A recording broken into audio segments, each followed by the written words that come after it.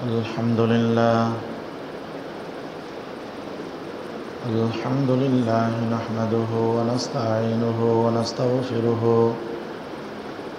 ونؤمن به ونتوكل عليه ونعوذ بالله من شرور أنفسنا ومن سيئات أعمالنا من يهد الله فلا مضل له ومن يضلله فلا هادي له ونشهد أن لا إله إلا الله وحده لا شريك له ونشهد أن سيدنا وحبيبنا ومولانا محمدا عبده ورسوله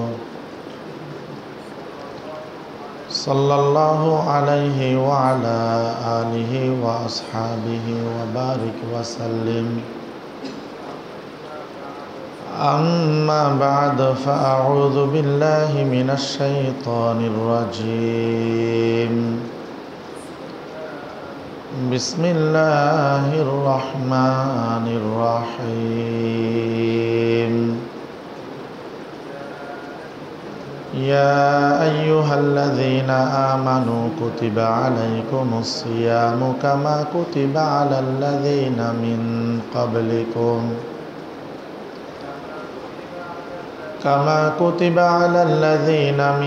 قبلكم لعلكم تتقون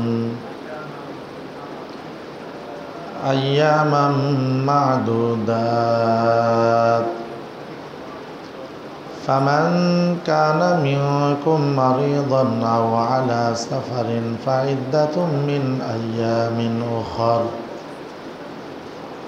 وعلى الذين يطيقونه فدية طعام مسكين فمن تطوع خيرا فهو خير له وأن تصوموا خير لكم إن كنتم تعلمون قال النبي صلى الله عليه وسلم من صام رمضان إيمانا واحتسابا غفر له ما تقدم من ذنبه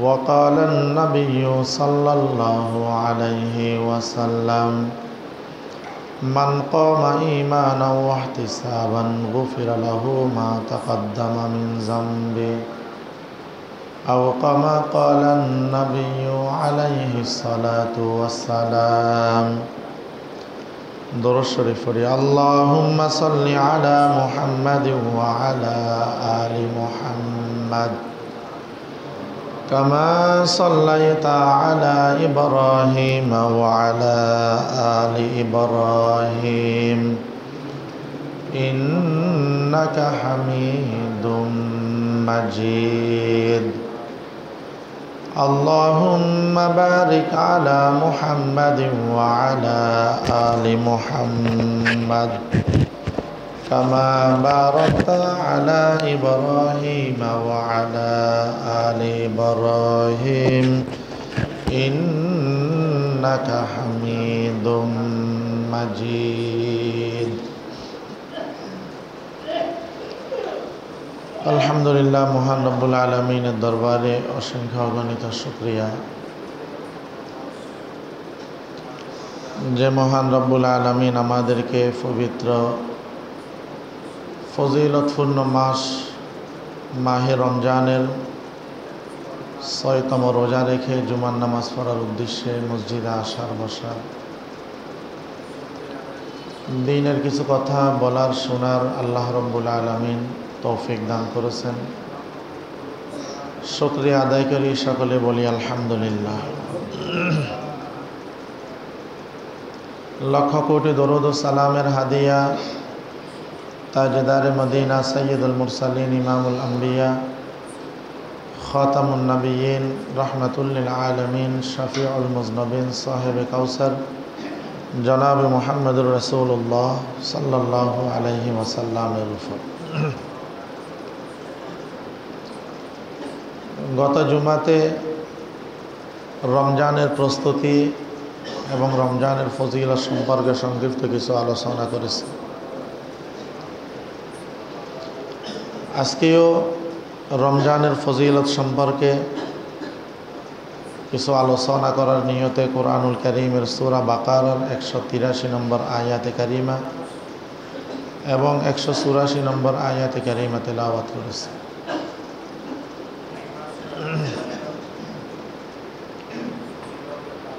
রমজান মাস এটা ফজিলতপূর্ণ একটি মাস।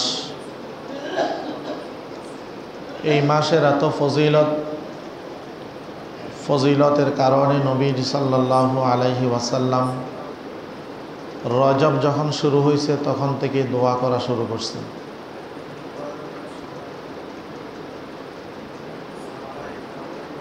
নবীজি সাল্লাল্লাহু আলাইহি ওয়াসাল্লাম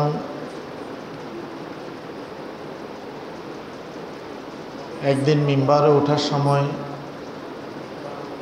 সাহাবায়ে কেরামদেরকে বলেন যে তোমরা মিম্বরের নিকটে এসে বসো। নবীজি সাল্লাল্লাহু আলাইহি ওয়াসাল্লাম মিম্বারে ওঠার সময় একে একে 3 বার আমিন বললেন। নামাজ শেষ করার পর সাহাবায়ে কেরাম নবীজি সাল্লাল্লাহু আলাইহি ওয়াসাল্লামকে প্রশ্ন করেন, ইয়া রাসূলুল্লাহ, ইতিপূর্বে তো মিম্বরে ওঠার সময় আপনাকে আমিন বলতে শুনিনি, কেনই বা আপনি আমিন বললেন? নবীজি সাল্লাল্লাহু আলাইহি ওয়াসাল্লাম বলেন, জিবরাইল আলাইহিস সালাতু ওয়াসসালাম আমি যখন প্রথম মিম্বরে উঠতেছি, জিবরাইল আলাইহিস সালাতু ওয়াসসালাম বলেন, ইয়া রাসূলুল্লাহ, আপনার উম্মতের ওই সমস্ত লোকগুলা ধ্বংস হোক যারা ফজিলতপূর্ণ মাস রমজান মাস পাওয়ার পরেও যারা নিজেদের গুনাহগুলাকে ক্ষমা করাইতে পারল না। নবীজি সাল্লাল্লাহু আলাইহি ওয়াসাল্লাম আমিন বললেন। তো রমজান মাস এটা ফজিলতপূর্ণ একটি মাস, যে মাসের মধ্যে একটি নফল কাজ করলে অন্য মাসের ফরজের সমতুল্য আল্লাহ রাব্বুল আলামিন সওয়াব দান করেন। যে মাসের মধ্যে একটি ফরজ কাজ করলে সওয়াবের ক্ষেত্রে অন্য মাসের তুলনায় 70টি ফরজ সমতুল্য আল্লাহ রাব্বুল আলামিন সওয়াব দান করেন। রমজান মাস এটি এমন একটি ফজিলতপূর্ণ মাস, রোজাদারের সম্মানার্থে আল্লাহ রাব্বুল আলামিন জাহান্নামের দরজাগুলোকে বন্ধ করে দেয়, জাহান্নামের আযাবকে আল্লাহ রাব্বুল আলামিন বন্ধ করে দেয়, জান্নাতের দরজাগুলো আল্লাহ রাব্বুল আলামিন খুলে দেয় এবং একজন ফেরেশতা ঘোষণা করতে থাকে, তোমাদের মধ্যে যারা ভালো কাজ করো তোমরা সামনে অগ্রসর হও, বেশি বেশি ভালো কাজ করো, যারা মন্দ কাজ করো তোমরা মন্দ কাজ ছেড়ে দাও, তোমরা মন্দ কাজ কী করো ছেড়ে দাও। এবং আল্লাহ রাব্বুল আলামিন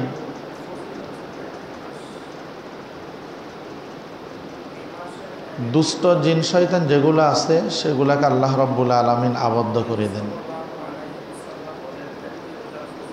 তো এইভাবে এটা ফজিলতপূর্ণ একটি মাস। এই মাসের এক একটি রোজার ফজিলত অনেক। নবীজি সাল্লাল্লাহু আলাইহি ওয়াসাল্লাম বলেন, একটি রোজার ফজিলত একটা কাক জন্মের পর থেকে নিয়ে মৃত্যু পর্যন্ত উড়াল দিয়ে যত দূর যাইতে পারে, রোজাদার ব্যক্তি থেকে আল্লাহ রাব্বুল আলামিন জাহান্নামকে তত দূরে সরাই দিবেন। সুবহানাল্লাহ। মুহাদ্দিসিনে কেরাম লিখছেন যে একটি কাক 1000 বছর পর্যন্ত হায়াত পায়। তো জন্ম থেকে মৃত্যু পর্যন্ত যদি একটি কাক উড়াল দিতে থাকে কত দূর যাইতে পারে? আল্লাহ রাব্বুল আলামিন রোজাদার থেকে জাহান্নামকে এত পরিমাণ আল্লাহ রাব্বুল আলামিন দূরে সরিয়ে দিবেন। সুবহানাল্লাহ। অন্য হাদিসের মধ্যে নবীজি সাল্লাল্লাহু আলাইহি ওয়াসাল্লাম বলেন, রোজা হইল এটা ঢাল স্বরূপ। যুদ্ধের ময়দানে ঢালের মাধ্যমে যেভাবে নিজেকে আত্মরক্ষা করে, রমজানের রোজার মাধ্যমেও নিজেকে জাহান্নাম থেকে রক্ষা করবেন। অন্য হাদিসের মধ্যে নবীজি সাল্লাল্লাহু আলাইহি ওয়াসাল্লাম বলেন,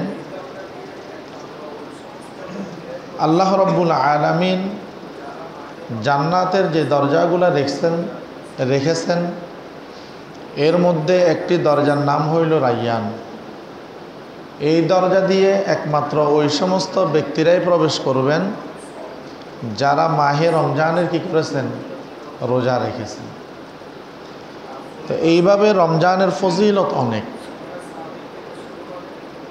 এখন রমজানের রোজা আমরা যেটাকে বলি, আরবিতে বলা হয় সওম। সওম শব্দের অর্থ হইল বিরত থাকা, আর পরিভাষার মধ্যে বলা হয় সুবহে সাদিক থেকে শুরু করে সূর্য ডুবা পর্যন্ত খাওয়া পান করা, স্ত্রী সহবাস থেকে বিরত থাকা, এটার নাম হইল সওম, এটার নাম হইল রোজা। ওলামায়ে কেরাম শুধু এতটুকুর মধ্যে সীমাবদ্ধ রেখেন নাই, বরং আরও রোজার কতগুলো আদব বর্ণনা করেছেন। যেমন একজন মানুষ সুবহে সাদিক থেকে সূর্য ডুবা পর্যন্ত শুধু উপবাস থাকলো, স্ত্রী সহবাস থেকে বিরত থাকলো, কিন্তু জবানের হেফাজত করলো না, দৃষ্টির হেফাজত করলো না, কানের হেফাজত করলো না, অঙ্গ প্রত্যঙ্গের হেফাজত করলো না, হালাল মাল দ্বারা ইফতার করলো না, এবং আমার রোজাটা কি কবুল হয়েছে কি কবুল হয় নাই এই ভয়টাও তার মধ্যে ছিল না। তো এইভাবে কতিপয় রোজার আরও আদব বলেছেন, 6টা আদব বলেছেন। 1 নাম্বার, খাওয়া পান করা, স্ত্রী সহবাস থেকে বিরত থাকার পাশাপাশি নিজের দৃষ্টিশক্তির হেফাজত করা। নিজের দৃষ্টিশক্তির কি করা? হেফাজত করা। রমজানের রোজার 2 নম্বর আদব হইল জবানের হেফাজত করা। মিথ্যা কথা না বলা, মানুষের গীবত না করা, শেকায়ত না করা, চগলখড়ি না করা। এক কথায় জবানের মাধ্যমে যত গুনাহের কাজ হইতে পারে সব থেকে বিরত থাকা। কারণ জিহ্বাটা যদিও ছোট হয়, এই জিহ্বার জ্বলন অনেক বড়। এই জন্য নবীজি সাল্লাল্লাহু আলাইহি ওয়াসাল্লাম হাদিসের মধ্যে বলেন, ক্বালান নাবিয়্যু সাল্লাল্লাহু আলাইহি ওয়াসাল্লাম, ক্বালান নাবিয়্যু সাল্লাল্লাহু আলাইহি ওয়াসাল্লাম, মান ইয়াযমাল লিমা বাইনা লিহিয়াইহি ওয়া মা বাইনা রিজলাইহি আযমাল্লাহুল জান্নাহ। আমার আপনার নবী মুহাম্মদুর রাসূলুল্লাহ সাল্লাল্লাহু আলাইহি ওয়াসাল্লাম বলেন, যেই ব্যক্তি 2টা জিনিসের জামিন হইতে পারবে, আমি মুহাম্মদুর রাসূলুল্লাহ সাল্লাল্লাহু আলাইহি ওয়াসাল্লাম ওই ব্যক্তিকে জান্নাতে নিয়ে যাওয়ার জামিন হয়ে যাব। ওই 2টা জিনিসের মধ্যে একটা হইল জবানের হেফাজত করা, আর দ্বিতীয় হইল লজ্জাস্থানের হেফাজত করা। এই 2টা জিনিসকে যদি আমরা, এই 2টা জিনিসের যদি আমরা জামিন হইতে পারি, নবীজি সাল্লাল্লাহু আলাইহি ওয়াসাল্লাম বলেন জান্নাতে নিয়ে যাওয়ার জামিন স্বয়ং নবীজি সাল্লাল্লাহু আলাইহি ওয়াসাল্লাম হয়ে যাবে। এরপরে রোজার আরেকটা আদব হলো কানের হেফাজত করা। 4 নম্বরের আদব হইল অঙ্গ প্রত্যঙ্গের হেফাজত করা। হাত দ্বারায় যে সমস্ত গুনাহগুলো হইতে পারে ওই গুনাহ থেকে নিজের হাতকে বিরত রাখা। পায়ের দ্বারায় যে সমস্ত গুনাহগুলো হইতে পারে ওই ফাঁকে গুনাহের থেকে বিরত রাখা। এইভাবে শরীরের অন্যান্য অঙ্গ প্রত্যঙ্গের মাধ্যমে যে সমস্ত গুনাহগুলা হয়ে থাকে ওই গুনাহগুলা থেকে বিরত রাখা রোজার আদব। এরপরে আরেকটা হইল 5 নাম্বার হলো হালাল মাল দিয়ে ইফতার করা। কারণ আপনি সারাদিন রোজা রাখলেন, এখন রোজা রাখার পরে যদি হারাম মাল দিয়ে ইফতার করেন তাহলে আপনার পুরা দিনের উপবাসটাই বিফল হয়ে গেল। কারণ হাদিসের মধ্যে নবীজি সাল্লাল্লাহু আলাইহি ওয়াসাল্লাম বলেন, লা ইয়াদখুলুল জান্নাতা জাসাদুন গুযিয়া বিল হারাম। আমার আপনার নবী মুহাম্মদুর রাসূলুল্লাহ সাল্লাল্লাহু আলাইহি ওয়াসাল্লাম বলেন, যে ব্যক্তির হারামের মাধ্যমে মাংস রক্ত হবে, যে ব্যক্তির শরীরটা হারামের মাধ্যমে হবে, ওই শরীরটা জান্নাতে প্রবেশ করবে না। এবং দোয়া কবুল হওয়ার যতগুলো শর্ত আছে, তন্মধ্য হতে একটি শর্ত হলো, হারাম খেয়ে আপনি আল্লাহ রাব্বুল আলামিনের দরবারে যতই দোয়া করেন আপনার দোয়া কবুল হবে না। এই জন্য রোজার আরেকটা আদব হলো যে রোজা রাখার পরে হালাল মাল দ্বারা ইফতার করা। রোজা রাখার পরে হালাল মাল দ্বারা কী করা? ইফতার করা।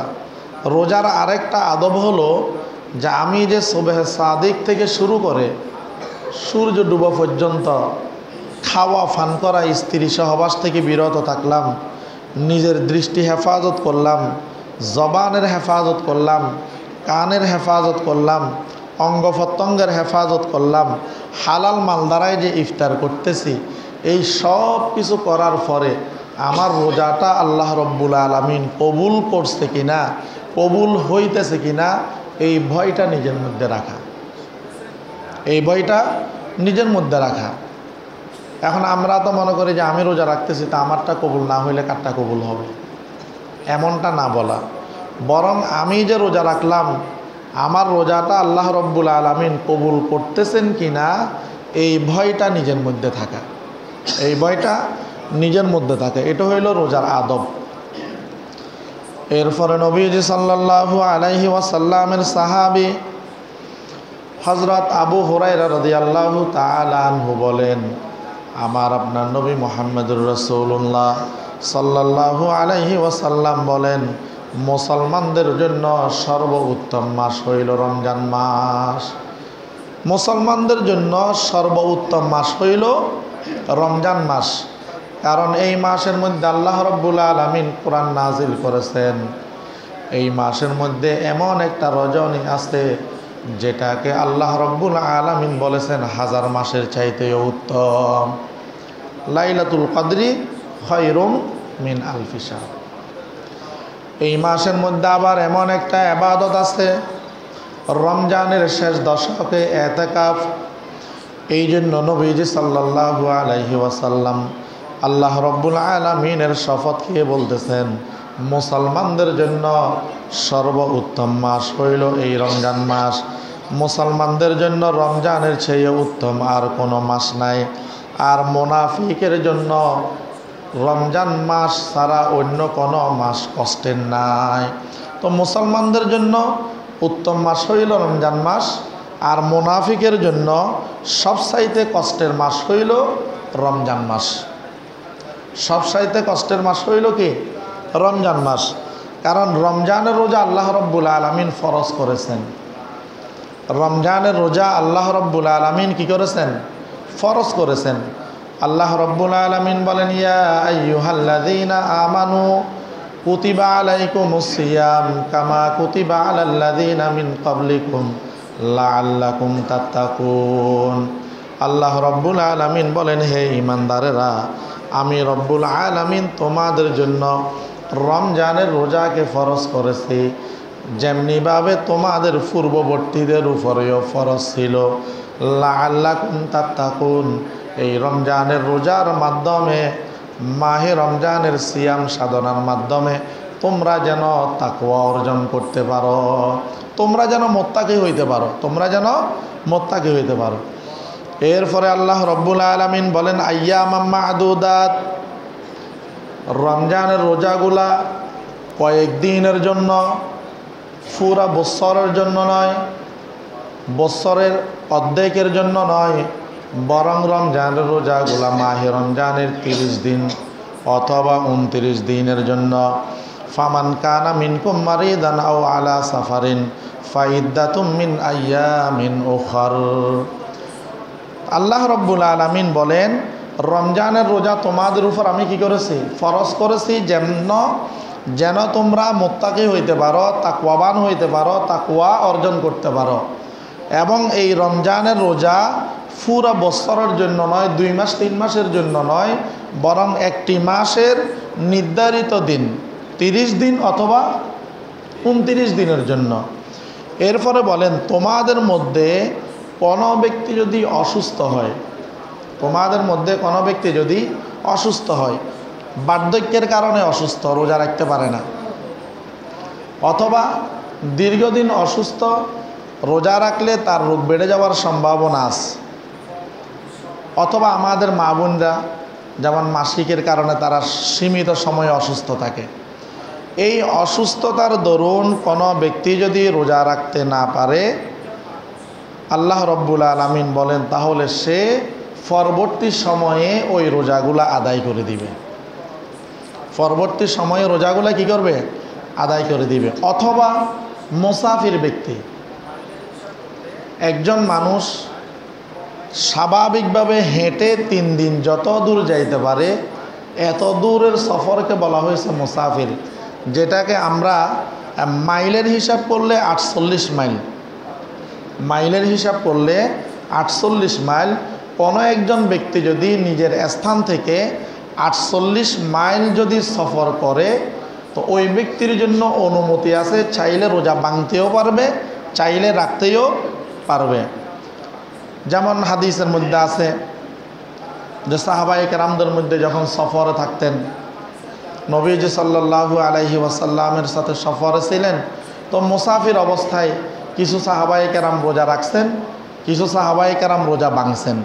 তো যারা ভাঙছেন, তারা যারা রাখছে তাদের উপরে আপত্তি করে নাই, যারা ভাঙছেন যারা রাখছেন রাখুন না, রাখনেওয়ালারাও যারা ভাঙছে এদের উপরে কোনো আপত্তি করে নাই। মুসাফিরের জন্য রোজা রাখা না রাখা দুটোই কি আছে? অনুমতি আছে। এই জন্য আল্লাহ রাব্বুল আলামিন বলেন, অসুস্থতার কারণে কোনো ব্যক্তি যদি রোজা রাখতে না পারে, অথবা মুসাফির হওয়ার কারণে, সফরের কারণে যদি কোনো ব্যক্তি রোজা রাখতে না পারে, ফাইদ্দাতুম মিন আইয়ামিন উখর, তাহলে সে পরবর্তী সময়ে আদায় করে দিবে, সে পরবর্তী সময়ে কি করে দিবে? আদায় করে দিবে। এবং এই আদায়টা চাইলে ওই ব্যক্তি লাগাতারও রাখতে পারবে, অথবা আজকে একটা রাখলো, কালকে 2টা রাখলো, এইভাবে মধ্যখানে গ্যাপ দিয়েও কী করতে পারবেন? রাখতে পারবেন, কোনো অসুবিধে নাই। এরপরে আল্লাহ রাব্বুল আলামিন বলেন, ওয়ালাল্লাযীনা ইউতিকুনাহু ফিদিয়াতুন তুআমুম মিসকিন। ইসলামের প্রাথমিক যুগে যাদের রোজা রাখার শক্তি আসিল, এরপরও এরা যদি রোজা রাখতে না চায়, তাহলে ফিদিয়ার মাধ্যমে, মিসকিনকে খানা দেওয়ার মাধ্যমে এদের জন্য রোজা না রাখার অনুমতি ছিল। এটা ইসলামের প্রাথমিক যুগে। যেমন আপনার রোজা রাখার শক্তি আছে, আবার আল্লাহ তাআলা আপনাকে টাকা পয়সার মালিকও বানাইছেন, তা আপনি চিন্তা করলেন সুবহে সাদিক থেকে সূর্য ডুবা পর্যন্ত উপবাস থাকার কি দরকার, যেহেতু আমার কাছে টাকা আছে, আমার কাছে খানা পিনার অভাব নাই, আমি একজন মিসকিনকে খানা খাওয়াবো, ওই দিক দিয়ে আমি রোজা রাখবো না। এটা ইসলামের প্রাথমিক যুগে এটার অনুমতি ছিল। এরপরে আল্লাহ রাব্বুল আলামিন কোরআনের আরেকটা আয়াতের মধ্যে ফামান শাহিদা মিনকুমুশ শাহরা ফালিয়াসুম, এই আয়াতের মাধ্যমে আল্লাহ রাব্বুল আলামিন ওই হুকুমটাকে কি করে দিয়েছেন? রহিত করে দিয়েছেন। অর্থাৎ এটার মাধ্যমে বলে দিয়েছেন যে তোমার কাছে টাকা আছে, এই জন্য তুমি টাকা দিয়ে ফিদিয়া দিয়ে দিবা, অথবা মিসকিনকে খানা খাওয়াইবা, এটার বিনিময়ে তুমি রোজা রাখবে না, এমনটা হবে না, এমনটা হবে না। বরং অসুস্থ এবং মুসাফির যদি না হও, তাহলে রমজানের রোজা তোমাকে অবশ্যই রাখতেই হবে, রমজানের রোজা তোমাকে অবশ্যই রাখতেই হবে।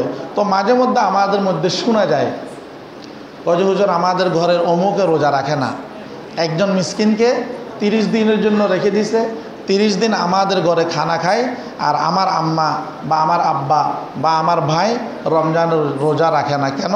ওই যে কোরআনের মধ্যে পাইছে। কিন্তু এই হুকুমটা যে পরবর্তী সময়ে রহিত হয়ে গেছে, ওটা উনি আর ফান নাই।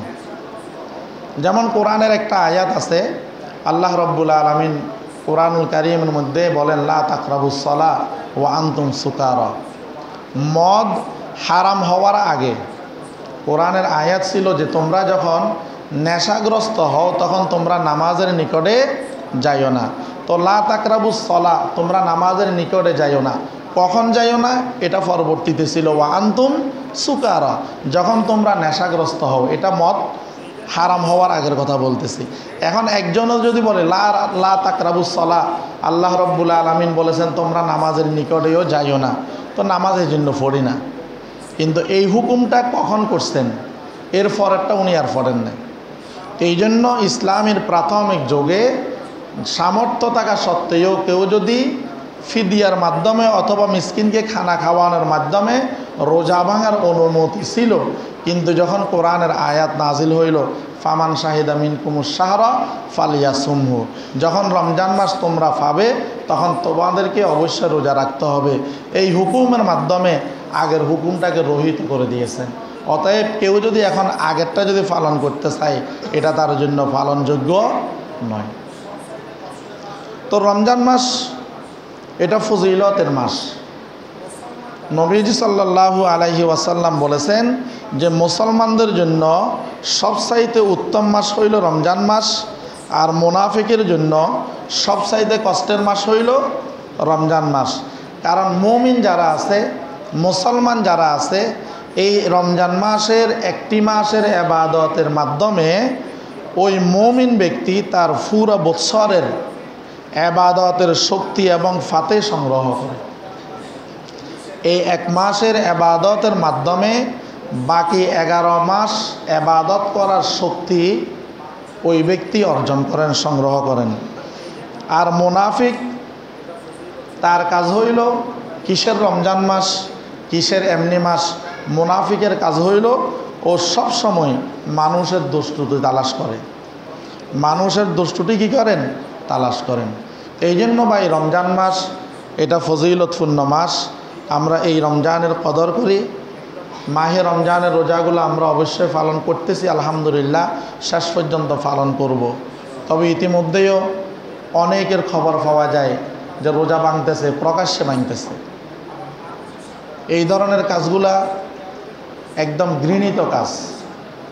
এটা কোনো মানুষের কাজ না, এটা কোনো মুমিনের বৈশিষ্ট্য না।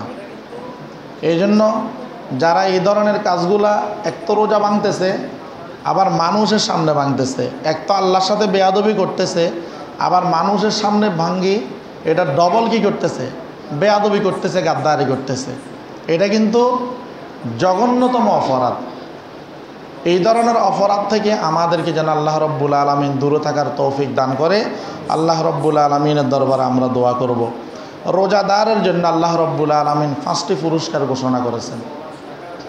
1 নম্বর পুরস্কার, নবীজি সাল্লাল্লাহু আলাইহি ওয়াসাল্লাম বলেন, একজন মানুষ সুবহে সাদিক থেকে সূর্য ডুবার আগ পর্যন্ত এই যে উপবাস রইল, উপবাস থাকার কারণে তার মুখের মধ্যে যে একটা দুর্গন্ধ জন্ম নেয়, নবীজি সাল্লাল্লাহু আলাইহি ওয়াসাল্লাম বলেন এই দুর্গন্ধটা দুনিয়ার মানুষের জন্য যদিও দুর্গন্ধ হয়, কিন্তু আল্লাহ রব্বুল আলামিনের দরবারে এই দুর্গন্ধটা মেশকা আম্বরের চাইতেও বেশি প্রিয়।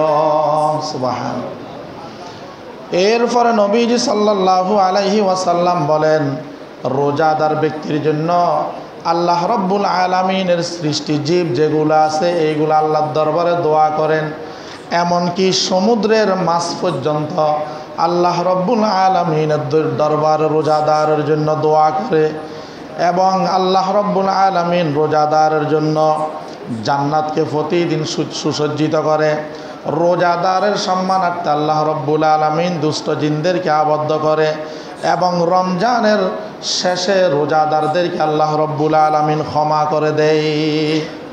এই 5টা পুরস্কার আল্লাহ রব্বুল আলামিন রোজাদারের জন্য ঘোষণা করেছেন। 1 নম্বর, রোজাদারের মুখের দুর্গন্ধ মেশক আম্বরের চাইতেও আল্লাহর কাছে বেশি প্রিয়। 2 নম্বর, এদের জন্য আল্লাহ রব্বুল আলামিনের দরবারে সমস্ত সৃষ্টিজীব দোয়া করে, এমনকি সমুদ্রের মাছ পর্যন্ত রোজাদারের জন্য আল্লাহ রব্বুল আলামিনের দরবারে দোয়া করে। আর ফেরেশতারা, এরা যে দোয়া করে ফেরেশতারা এদের দোয়ার মধ্যে আমিন বলেন। হাদিসের মধ্যে আছে আপনি যখন দোয়া করবেন, একজন দোয়া করে আরেকজন আমিন বলে, ওই দোয়াটা আল্লাহ রব্বুল আলামিন তাড়াতাড়ি কবুল করেন। এরপরে আল্লাহ রব্বুল আলামিন রোজাদারের জন্য আরেকটা পুরস্কার, সেটা হইল প্রতিদিন রোজাদারের জন্য জান্নাতকে সুসজ্জিত করে। দুষ্ট জিন শয়তান আছে, এগুলাকে আল্লাহ রব্বুল আলামিন আবদ্ধ করে দেয় এবং শেষ রমজানে আল্লাহ রব্বুল আলামিন রোজাদারদেরকে আল্লাহ রব্বুল আলামিন ক্ষমা ঘোষণা করে দেন। সুবহানাল্লাহ। এই জন্য ভাই এটা ফজিলতপূর্ণ একটা মাস, কোরআন নাজিলের মাস। আমরা বেশি বেশি কোরআনুল কারীমের তেলাওয়াত করব। আলহামদুলিল্লাহ অনেকেই করতেছে, অনেক মা বোনেরাও করতেছে, ছোটো ছোটো বাচ্চারাও কোরআন তেলাওয়াত করতেছে। আমরা কোরআনুল কারীমের তেলাওয়াত বেশি বেশি করে করব, কোরআন নাজিলের মাস।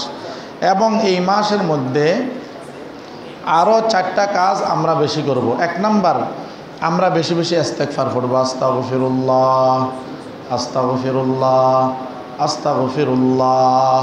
এই মাসের মধ্যে বেশি বেশি ইস্তেগফার করব আল্লাহ রব্বুল আলামিনের কাছে। এই মাসের মধ্যে আমরা বেশি বেশি গুনাহ মাপ চাইব। 2 নাম্বার, এই মাসের মধ্যে আমরা বেশি বেশি কালিমায়ে তয়্যিবা পাঠ করব, লা ইলাহা ইল্লাল্লাহু মুহাম্মাদুর রাসূলুল্লাহ, লা ইলাহা ইল্লাল্লাহু মুহাম্মাদুর রাসূলুল্লাহ। 3 নম্বর, এই মাসের মধ্যে আমরা আল্লাহ রব্বুল আলামিনের কাছে বেশি বেশি জান্নাত কামনা করব। এই মাসের মধ্যে আমরা আল্লাহর কাছে বেশি বেশি জান্নাত কামনা করব। এবং 4 নম্বর হলো, এই মাসের মধ্যে আমরা আল্লাহ রব্বুল আলামিনের কাছে বেশি বেশি জাহান্নাম থেকে মুক্তি চাইব। জাহান্নাম থেকে কি চাইব? মুক্তি চাইব। আল্লাহুম্মা ইন্নী আসআলুকা, আল্লাহুম্মা ইন্নী আসআলুকাল জান্নাতা ওয়া আউযু বিকা মিনান নার। আল্লাহুম্মা ইন্নী আসআলুকাল জান্নাতা ওয়া আউযু বিকা মিনান নার। আল্লাহুম্মা ইন্নী আসআলুকাল জান্নাতা ওয়া আউযু বিকা মিনান নার। আল্লাহুম্মা আজিরনি মিনান নার। আল্লাহুম্মা আতিক রাকাবাতিনা মিনান নার। এইভাবে আল্লাহ রব্বুল আলামিনের দরবারে আমরা বেশি বেশি জান্নাত কামনা করব, জাহান্নাম থেকে আল্লাহ রব্বুল আলামিনের কাছে আমরা বেশি বেশি কি চাইব? মুক্তি চাইব। এবং এই মাসের মধ্যে আমরা রোজাদারকে ইফতার করানোর জন্য চেষ্টা করব। রোজাদারকে ইফতার করানোর জন্য চেষ্টা করব। গত জুমাতে আমরা বললাম যে রোজাদারকে ইফতার করানোর অনেক পদ্ধতি আছে, সওয়াবও অনেক আছে। একজন রোজাদারকে যদি আপনি ইফতার করান, নবীজি সাল্লাল্লাহু আলাইহি ওয়াসাল্লাম বলেন, ওই ব্যক্তি সারাদিন রোজা রেখে যে সওয়াব পেল, ওই রোজাদার ব্যক্তির সম পরিমাণ সওয়াব আল্লাহ রব্বুল আলামিন যিনি ইফতার করাইবেন তাকে দান করবেন। সুবহানাল্লাহ। তবে উনাকে যে যিনি ইফতার করাইবেন উনাকে যে দান করবেন, এর জন্য কি রোজাদারের সওয়াব থেকে কর্তন করতে হবে? না, আল্লাহর কাছে সওয়াবের কোনো অভাব নাই। তো সাহাবায়ে কেরাম বলেন, ইয়া রাসূলুল্লাহ, আমাদের তো ওই পরিমাণ সামর্থ্য নাই যে রোজাদারকে ইফতার করাবো। নবীজি সাল্লাল্লাহু আলাইহি ওয়াসাল্লাম বলেন, রোজাদারকে ইফতার করানোর অর্থ যে আপনি চাইলে এক ডোক পানের মাধ্যমেও রোজাদারকে ইফতার করাইতে পারেন, একটা খেজুরের মাধ্যমেও আপনি রোজাদারকে ইফতার করাইতে পারেন, এক ডোক দুধের মাধ্যমেও আপনি একজন রোজাদারকে কি করতে পারেন? ইফতার করাইতে পারেন। তা আমরা গত বছরও বলেছিলাম, গত জুমাতেও বলেছিলাম যে ইফতার করানোর অনেকগুলো সুযোগ আছে। যেমন রাস্তার ধারে যে সমস্ত এই ইফতারের দোকানগুলো আছে, ইফতারের আয়োজন থাকে এমন দোকানগুলো আছে, আপনি চাইলে সওদাগরের সাথে কন্ট্যাক্ট করতে পারেন যে ভাই আমি আপনাকে টাকা দিয়ে যাচ্ছি, আপনি 10 জন ফতিককে আপনি ইফতারের সময় ইফতার দিবেন, এদের থেকে আপনি টাকা নেবেন না। এটা একটা সুযোগ আছে। যেমন হজে উমরাতে যারা গেছে, মক্কা মদিনায় যারা গেছে, এই যে হেরাম থেকে বের হওয়ার সময় দেখা যায় দোকানের সামনে লাইন, তো ওইখানে কি আল্লাহর অনেক বান্দারা ওইখানে টাকা দিয়ে চলে গেছে। তো ওইখান থেকে হজে যারা আসছে বা উমরাতে যারা আসছে এদেরকে ওইখান থেকে সময়ে সময়ে খানা দিতেছে। তো সওয়াব কামানোর এটা একটা উত্তম পন্থা। অথবা আপনাকে আল্লাহ রব্বুল আলামিন তৌফিক দান করছে, আপনি একদিন আপনার পাশে কোনো একটা মাদ্রাসায় চলে যান, সেখানে গিয়ে আপনি ছাত্রদের সাথে ইফতারের আয়োজন করে সেখানে একসাথে ইফতার করেন। কোনো এতিমখানার মধ্যে চলে যান, হেফজখানার মধ্যে চলে যান, অথবা এটাও যদি সম্ভব না হয়, আরেকটা বলছিলাম যে মসজিদের মধ্যে ইফতারের আয়োজন থাকে, তা আপনার কাছে হয়তো বিশাল আয়োজনের সুযোগ নাই, অন্তত এতটুকু তো করতে পারেন যে আমি 20টা পেঁয়াজও নিলাম দোকান থেকে, 20টা অন্যান্য নাস্তা নিলাম, এরপরে 20-50 টাকার আমি বুট নিলাম, সোনা বুট নিলাম, এইগুলা নিয়ে মসজিদে যেখানে আয়োজন হইতেছে ওই বান্ডার মধ্যে আপনি ঢেলে দেন, ওইগুলার সাথে আপনার ইফতারিটাও যোগ হয়ে গেল। আপনার নিয়ত যদি শুদ্ধ থাকে, রোজাদার যারা ইফতার করবে এদের সওয়াবের একটা অংশ আপনার আমলনামার মধ্যে জমা হয়ে যাবে। এই জন্য ইফতারি করার মতো, সওয়াব কামানোর মতো অনেক সুযোগ আছে, আমরা সেই সুযোগ হয়তো কাজে লাগাই না, কাজে লাগাই না। এই জন্য আমরা ইফতারি করানোর যে সওয়াব, এই সওয়াবে আমরা সবাই শরীক থাকার জন্য চেষ্টা করব। আল্লাহ তাআলা তৌফিক দান করুক। আরেকটা রমজানের মধ্যে বরকতময় খানা হইল সাহরির খানা। নবীজি সাল্লাল্লাহু আলাইহি ওয়াসাল্লাম বলেন, তাসাহারু ফাইন্না ফিস সুহুরি বারাকা, তোমরা সাহরির খানা খাও, কেননা এর মধ্যে আল্লাহ রাব্বুল আলামিন বরকত রেখেছেন। আরেক হাদিসের মধ্যে নবীজি সাল্লাল্লাহু আলাইহি সাল্লাম বলেন, তোমরা ইহুদিদের বিরোধিতা করো, এরা সাহরি না খেয়ে রোজা রাখতো, তোমরা সাহরি খেয়ে কি করো, রোজা রাখো। আরেক হাদিসের মধ্যে নবীজি সাল্লাল্লাহু আলাইহি ওয়াসাল্লাম বলেন যে যারা সাহরি খায় এদের উপর আল্লাহ রাব্বুল আলামিন রহমত নাজিল করেন, ফেরেশতারা এদের জন্য আল্লাহ রাব্বুল আলামিনের দরবারে রহমতের দোয়া করেন। এবং সাহরি খাওয়া মানে একেবারে ফ্যাট ভরে খাইতে হবে এমন না। অনেক আল্লাহর বান্দারা আছে সাহরির সময় হয়তো ফানি খায়, খেজুর খায়, বা অন্যান্য কোনো একটা জিনিস খায়। মোটামুটি সাহরি খাওয়াটা হইল সুন্নত, সেটা আপনি এক ডোক ফানি হোক, একটা খেজুর হোক, অথবা গরুর গোশত দিয়ে 1 প্লেট ভাত হোক, যেটাই হোক, কিছু একটা খেয়ে রমজানের রোজা রাখা, এটা আল্লাহ রসুলের সুন্নত। এর মধ্যে বরকত আছে, এর মধ্যে আল্লাহ পাক রব্বুল আলামিনের রহমত আছে, ফেরেশতাদের দোয়া আছে।